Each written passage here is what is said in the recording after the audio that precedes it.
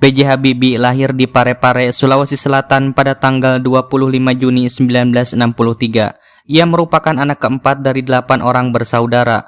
Ayahnya bernama Alwi Abdul Jalil Habibie dan ibunya bernama R.A. Tuti Marini Puswowarjo yang merupakan keturunan Jawa Bugis. Ayah B.J. Habibie merupakan lulusan sekolah pertanian di Bogor yang sempat menjabat sebagai Kepala Departemen Pertanian Negara Indonesia Timur pada tahun 1950. Ketika usia B.J. Habibie sekitar 14 tahun, ayahnya meninggal dunia. Sejak usia 2-3 tahun, B.J. Habibie atau yang biasa disapa dengan Rudi adalah anak yang selalu ingin tahu dan menanyakan segala sesuatu yang ditemuinya dan dilihat pada ayahnya. Alwi Abdul Jalil Habibie, ayah dari B.J. Habibie, adalah salah satu marga asli dalam struktur sosial Pohala, kerajaan dan kekeluargaan di Gorontalo.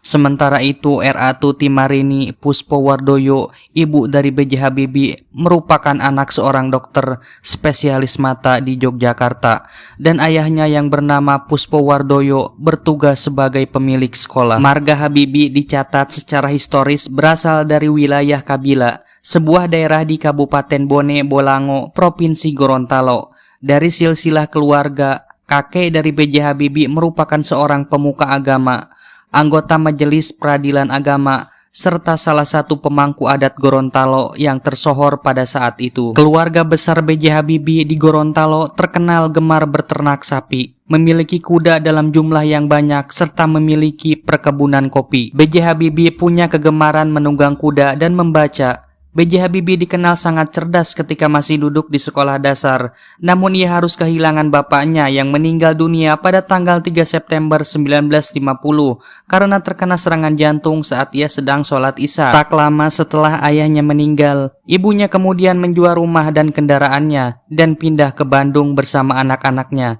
Sepeninggalan ayahnya, ibunya membanting tulang membiayai kehidupan anak-anaknya. Karena kemauan untuk belajar, ibunya kemudian memasukkan anaknya yang dikenal hobi membaca ini ke Government Middlebury School di SMA. Beliau mulai tampak menonjol prestasinya, terutama dalam pelajaran-pelajaran eksakta yang merupakan salah satu keistimewaannya. Ia menjadi sosok favorit di sekolahnya karena kecerdasannya. Setelah tamat SMA di Bandung tahun 1954, beliau masuk di ITB, Institut Teknologi Bandung. Ia tidak sampai selesai di sana karena beliau mendapatkan beasiswa dari Menteri Pendidikan dan Kebudayaan untuk melanjutkan kuliahnya di Jerman. Karena mengingat pesan Bung Karno tentang pentingnya penguasaan teknologi yang berwawasan nasional, yakni teknologi maritim dan teknologi dirgantara, dikala Indonesia pada waktu itu masih berkembang. Pada waktu itu, pemerintah Indonesia di bawah Soekarno gencar membiayai ratusan siswa cerdas Indonesia untuk bersekolah di luar negeri menimba ilmu di sana. Ia adalah rombongan kedua di antara ratusan pelajar SMA yang secara khusus dikirim ke berbagai negara. Dalam profil B.J. Habibie, diketahui bahwa ia kemudian memilih jurusan teknik penerbangan dengan spesialis konstruksi pesawat terbang. Pendidikan yang ditempuh B.J. Habibie di luar negeri bukanlah pendidikan kursus kilat, tetapi sekolah bertahun-tahun sambil bekerja dan praktek. Ketika sampai di Jerman, ia sudah bertekad untuk bersungguh-sungguh di rantau dan harus sukses, dengan mengingat jerih payah ibunya yang membiayai kuliah dan kehidupannya sehari-hari. Beberapa tahun kemudian, pada tahun 1955 di Aceh, 99% mahasiswa Indonesia yang belajar di sana diberikan beasiswa penuh.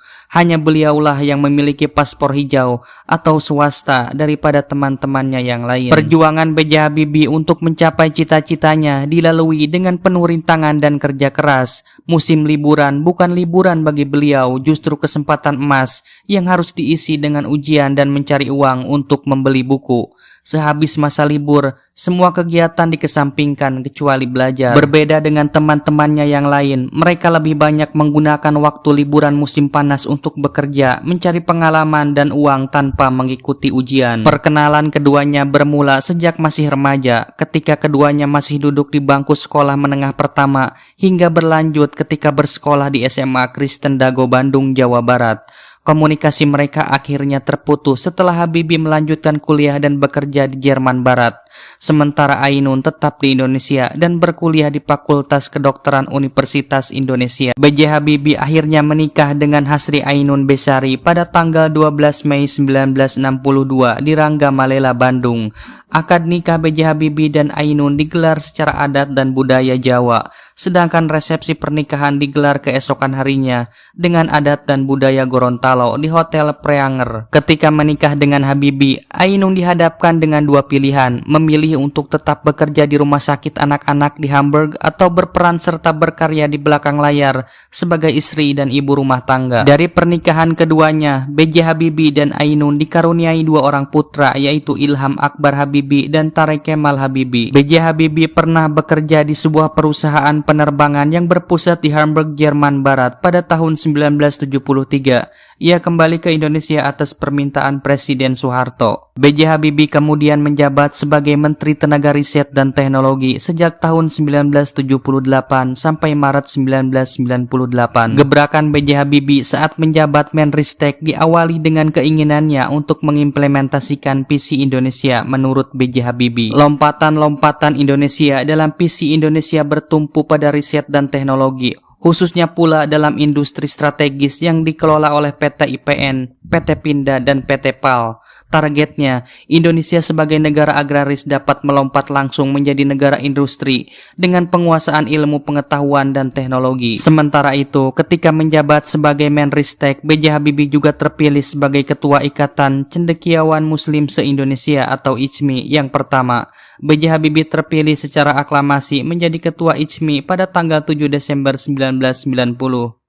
Puncak karir B.J. Habibie terjadi pada tahun 1998, di mana saat itu ia diangkat sebagai Presiden Republik Indonesia, setelah sebelumnya menjabat sebagai Wakil Presiden dalam Kabinet Pembangunan di bawah Presiden Soeharto. B.J. Habibie mewarisi kondisi keadaan negara kacau balau pasca pengunduran diri Presiden Soeharto pada masa Orde Baru, sehingga menimbulkan maraknya kerusuhan dan disintegrasi hampir di seluruh wilayah Indonesia. Segera setelah memperoleh kekuasaan, Presiden B.J. Habibie segera membentuk sebuah kabinet. Salah satu tugas pentingnya adalah kembali mendapatkan dukungan dari Dana Moneter Internasional dan komunitas negara-negara donor untuk program pemulihan ekonomi.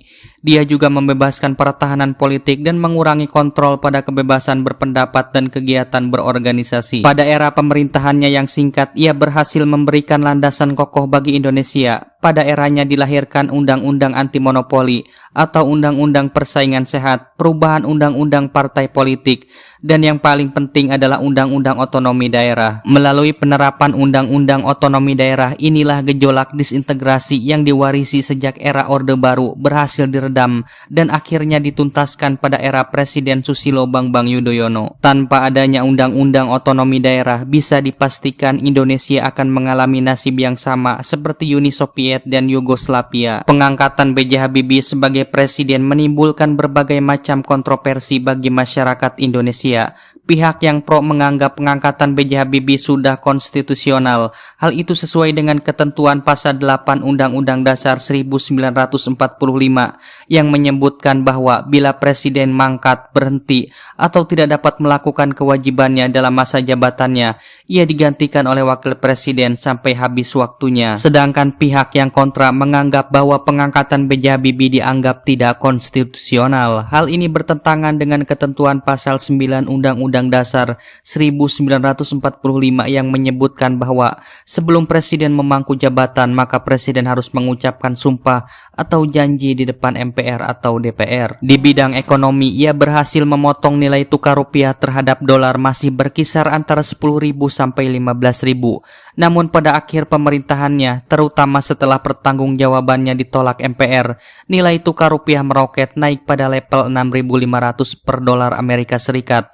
Nilai yang tidak akan pernah dicapai lagi pada era pemerintahan selanjutnya. Selain itu, ia juga memulai menerapkan independensi Bank Indonesia agar lebih fokus mengurusi perekonomian untuk menyelesaikan krisis moneter dan perbaikan ekonomi Indonesia.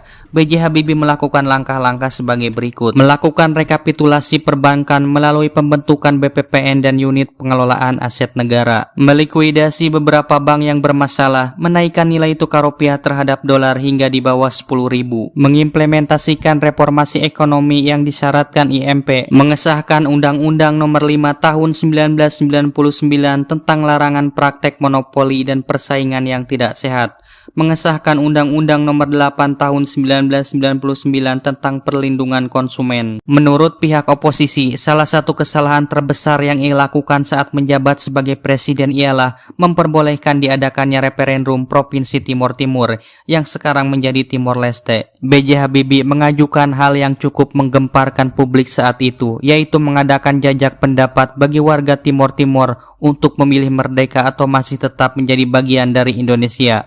Pada masa kepresidenannya, Timor Timur lepas dari Negara Kesatuan Republik Indonesia dan menjadi negara terpisah yang berdaulat pada tanggal 30 Agustus 1999. Kasus inilah yang mendorong pihak oposisi yang tidak puas dengan latar belakang B.J. Habibie semakin giat menjatuhkannya. Upaya ini akhirnya berhasil saat sidang umum 1999 ia memutuskan untuk tidak mencalonkan diri lagi setelah laporan pertanggungjawabannya ditolak oleh MPR. Pandangan terhadap pemerintahan B.J. Habibie pada era awal reformasi cenderung bersifat negatif.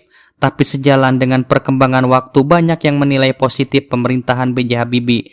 Salah satu pandangan positif itu dikemukakan oleh El Misbah Hidayat dalam bukunya Visi dan Misi dalam Kepemimpinan Presiden B.J. Habibie dalam menjalankan agenda reformasi memang tidak bisa dilepaskan dari pengalaman hidupnya. Setiap keputusan yang diambil didasarkan pada faktor-faktor yang bisa diukur, maka tidak heran tiap kebijakan yang diambil kadangkala membuat orang terkaget-kaget dan tidak mengerti. Bahkan sebagian kalangan menganggap B.J. Habibie apolitis dan tidak berperasaan. Pola kepemimpinan B.J. Habibie seperti itu dapat dimaklumi mengingat latar belakang pendidikannya sebagai doktor di bidang konstruksi pesawat terbang. Berkaitan dengan semangat demokratisasi, B.J. Habibie telah melakukan perubahan dengan membangun pemerintahan yang transparan dan dialogis. Prinsip demokrasi juga diterapkan dalam kebijakan ekonomi yang disertai penegakan hukum dan ditujukan untuk kesejahteraan rakyat. Dan mengelola kegiatan kabinet sehari-hari pun B.J. Habibie melakukan perubahan besar. Ia meningkatkan koordinasi dan menghapus egosentrisme sektoral antar menteri. Selain itu, sejumlah kreativitas mewarnai gaya kepemimpinan B.J. Habibie dalam menangani masalah bangsa. Untuk mengatasi persoalan ekonomi, misalnya ia mengangkat pengusaha menjadi utusan khusus dan pengusaha itu sendiri yang menanggung biayanya. Tugas tersebut sangat penting karena salah satu kelemahan pemerintah adalah kurang menjelaskan keadaan Indonesia yang sesungguhnya pada masyarakat internasional. Sementara itu pers, khususnya pers asing, terkesan hanya mengekspos berita-berita negatif tentang Indonesia sehingga tidak seimbang dalam pemberitaan. Setelah ia tidak menjabat lagi sebagai presiden, B.J. Habibie sempat tinggal dan menetap di Jerman, tetapi ketika era kepresidenan Susilo Bambang Yudhoyono, ia kembali aktif sebagai penasihat presiden untuk mengawali proses demokrasi di Indonesia lewat organisasi yang didirikannya Habibie Center dan akhirnya menetap dan berdomisili di Indonesia. Kontribusi besar B.J. Habibie bagi bangsa ini pun tetap tercurahkan ketika masa kepemimpinan Presiden Joko Widodo.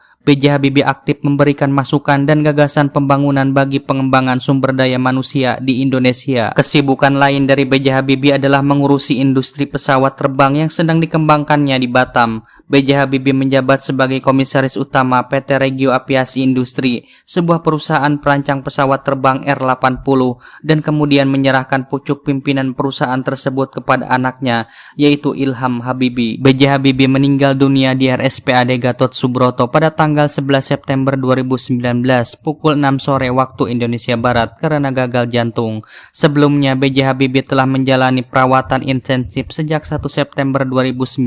Sehari sebelum dimakamkan, jenazah B.J. Habibie dibawa dari RSPAD menuju ke kediaman Habibie Ainun di Jalan Patra Kuningan. Ia kemudian dimakamkan di samping istrinya yaitu Hasri Ainun Besari di Taman Makam Pahlawan Kalibata, Slot 120 pada tanggal 12 September 2019 pukul 2 siang waktu Indonesia Barat. Upacara pemakaman dihadiri oleh Presiden Republik Indonesia Joko Widodo sebagai inspektur upacara. B.J. Habibie merupakan Presiden Indonesia pertama yang dikebumikan di Taman Makam Pahlawan di ibu kota Jakarta. Sementara Presiden Soekarno dan Abdurrahman Wahid dimakamkan di Jawa Timur, sedangkan Presiden Soeharto dimakamkan di Karanganyar, Jawa Tengah.